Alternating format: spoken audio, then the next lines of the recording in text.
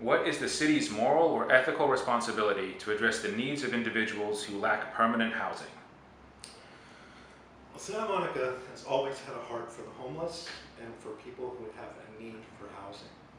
If we look back to the adoption of rent control, for example, which put stability into the renters' lives in Santa Monica and was a wave across the country and across the world. And Santa Monica actually became known as the Social Republic of Santa Monica. But it's proven to be a good thing. Rent control is a fantastic thing. The problem is that development pressures have left us with a loss of almost a quarter of our rent-controlled housing stock in our city since the adoption of rent control. 9,150 rent-controlled apartments have been lost and been removed from the rent-controlled stock, and that's a travesty.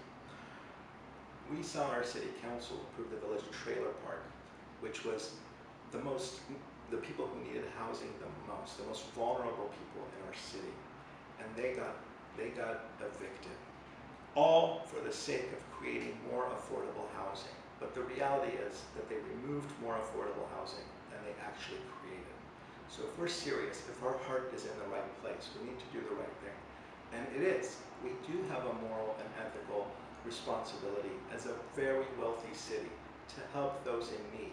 So I would hope that instead of having these policy goals that talk about providing housing and low-income housing, which ends up not being really low-income housing, that we look at the real needs of people. There are people living outside of the street in front of my apartment on 3rd Street in their cars every day. That's a problem.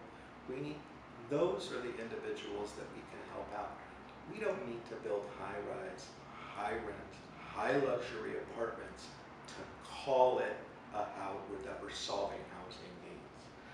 There's a lot of people now that are actually roommating up because they can't afford the rates that are happening in these new apartments. There are a lot of people who are unstable in Santa Monica. So we need to start looking at people first, not buildings first. That will be the solution. Thank you.